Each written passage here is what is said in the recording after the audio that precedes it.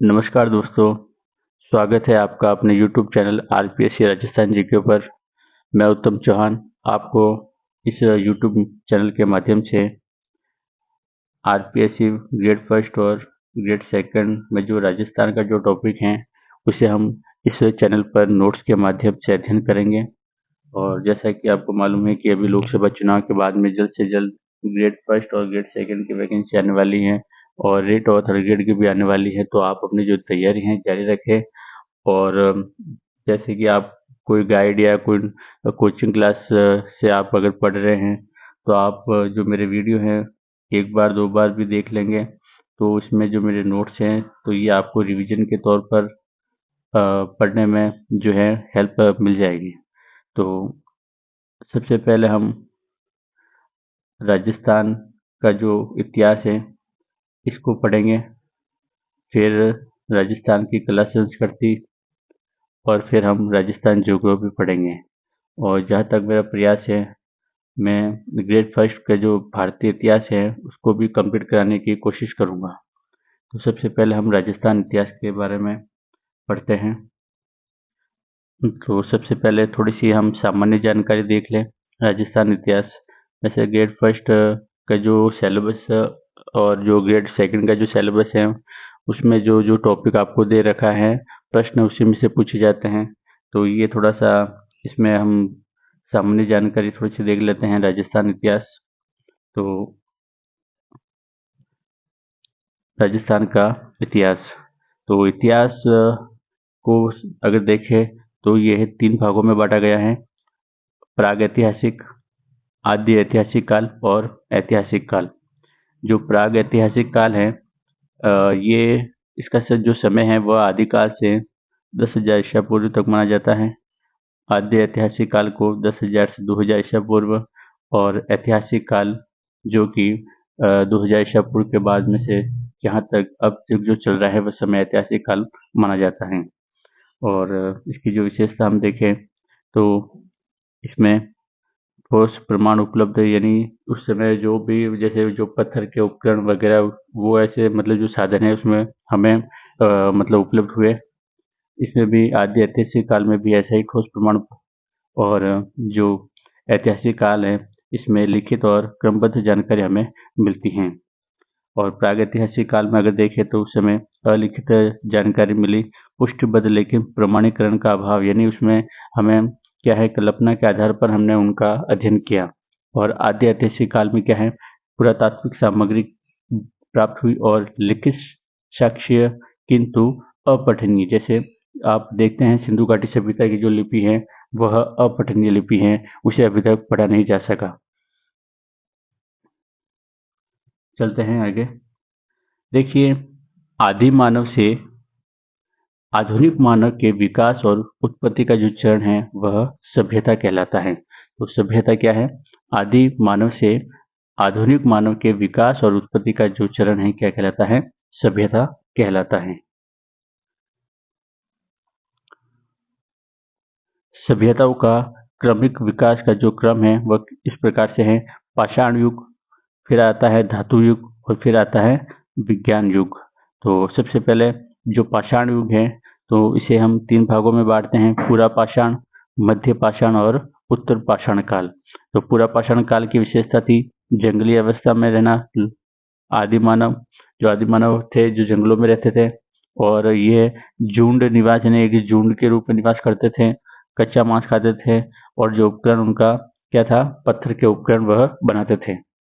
मध्य पाषाण काल में पशुपालन करने लगे, आखिर प्रवृत्ति सीखी उन्होंने शिकार करना और समूह निवास, और वो क्या समूह में निवास करने लगे। उत्तर पाषाण काल में आदिम कृषि, आदिम कृषि जो कि जो पुराना औजारों से जो सामान्य कृषि की जाती है उस प्रकार से उन्होंने जो कृषि है वो शुरू कर ली। और जो यंत्र उस समय थे पत्थर के यंत्र, और जो नदी के किनारे वह स्थायी बस्तियां जो बसाने लग गए, यानी अब वो नदी के किनारे रहना शुरू कर लिया उन्होंने, जिससे कि खेती और वो पानी की व्यवस्था हो सके उनके। फिर दूसरा युग आता है ताम्र युग, सॉरी धातु युग। धातु युग में ताम्र पाषाण काल तथा ताम्रकांस्य युग और फिर लोह काल, यानी 3 कालों में इनको बांटा गया। फिर जो विज्ञान युग है वह जनपद काल और राजपूत काल और लोकतंत्र काल, इन रूप में यह बांटा गया। तो सबसे पहले हम देखें तो यह जो सभ्यताओं का जो क्रमिक विकास है वह पहले पाषाण युग हुआ, फिर धातु युग में परिवर्तन हुआ, फिर विज्ञान युग हुआ। तो इस प्रकार से यह सभ्यताओं का जो विकास है होता रहा।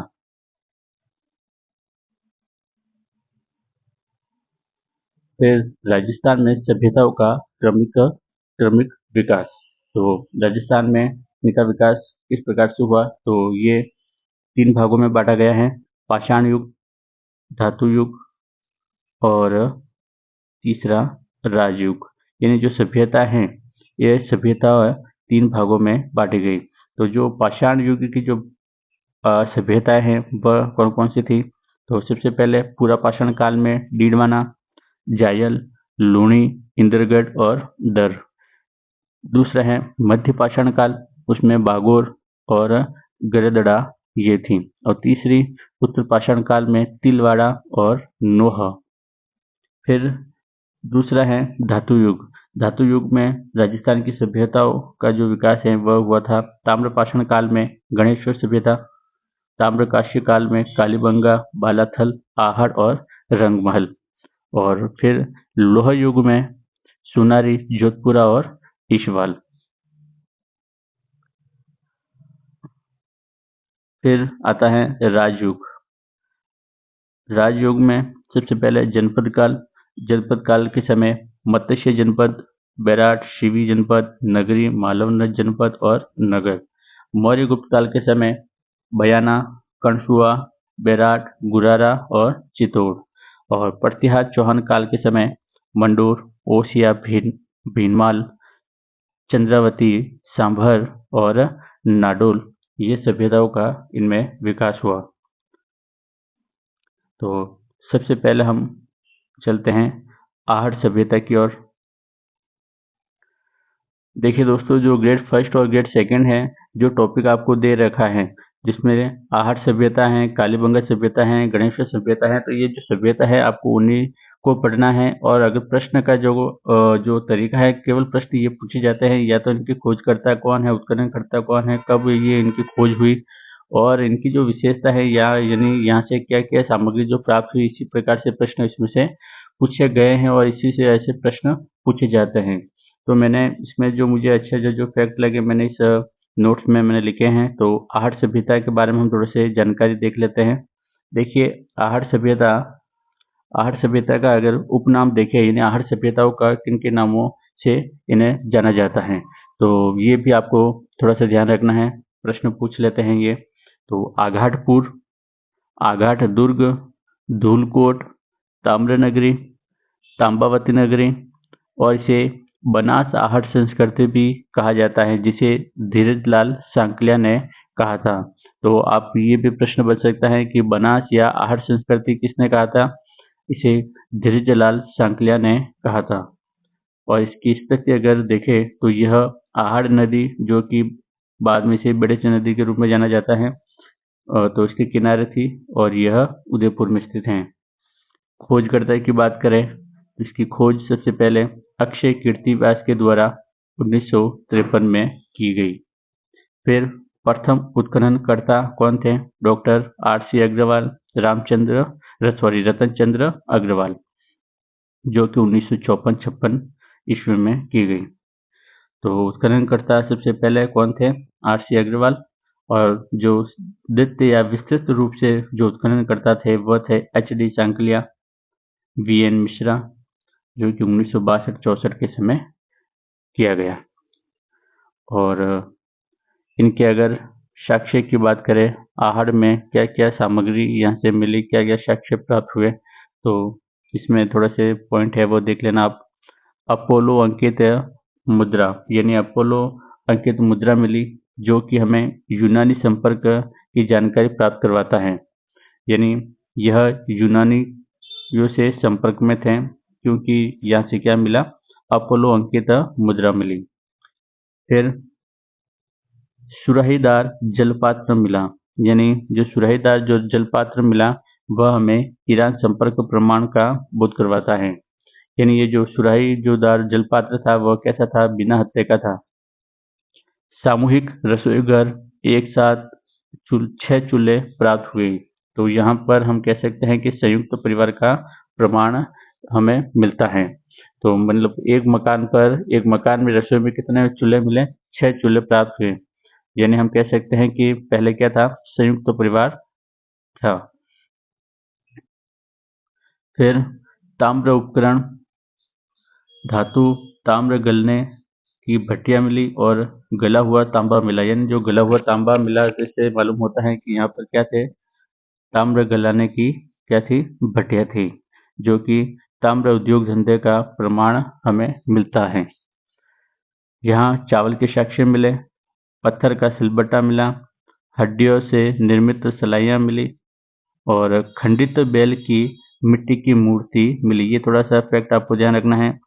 इसे क्या कहा गया, बनासियन बुल कहा गया। ये बनासियन बुल जो है, इसका प्रश्न पहले भी पूछा गया है। तो इसका अगर कोई प्रश्न आ जाए, बनासियन बुल का संबंध किस सभ्यता से है, तो आपको बताना है आहड़ सभ्यता। लाल काले मृद भांड प्राप्त हुए और बांट और माप के भी उपकरण मिले। ये थोड़ा सा ध्यान रखना है, जो बाट होते हैं माप तोलने के, उसके भी यहाँ पर क्या मिले, उपकरण मिले। पत्थर की नींव से युक्त 2 मंजिला भवन मिले। यानी अगर हम कहते हैं कि नींव अगर मजबूत है तो मकान भी मजबूत होगा। तो यहाँ की जो 2 मंजिला जो भवन मिला है, उसमें जो नींव थी किससे बनी हुई थी, पत्थर से बनी हुई थी। मिट्टी के अनाज के भंडार गृह या गोरे कोठे मिले। ये गोरे कोठे, ये भी प्रश्न पूछे गए हैं पहले। और कुम्हार का चाक मिला और पक्की ईंटें मिली।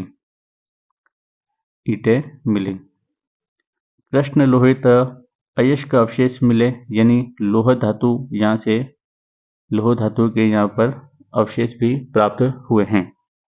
और 8 बार बसने व उजड़ने के कारण इसे मृतकों का टीले की सभ्यता कहा जाता है। ये थोड़ा सा इम्पोर्टेंट है, ये फैक्ट आप थोड़ा सा याद रखना। ये जो आहड़ सभ्यता है, यह 8 बार बसने और 8 बार उजड़ने के कारण इसे क्या कहा गया, मृतकों के टीलों की सभ्यता कहा गया। क्या कहा गया, मृतकों की टीलों की सभ्यता कहा गया किसे, आहड़ सभ्यता को।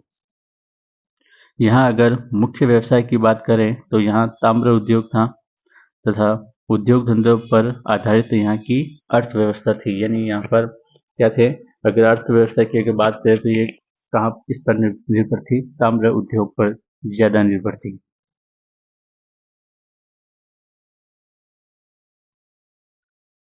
विकास काल तो गोपीनाथ शर्मा के द्वारा 1900 से 1200 ईस्वी पूर्व बताया गया।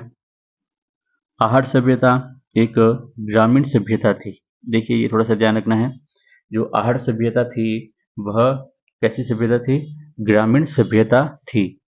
विजय कुमार, पीसी चक्रवर्ती और राजस्थान सरकार की ओर से उपस्थित थे। यानी जो राजस्थान सरकार की ओर से उत्खननकर्ता में कौन कौन थे, विजय कुमार और पीसी चक्रवर्ती। ये नाम थोड़े से याद रखना है।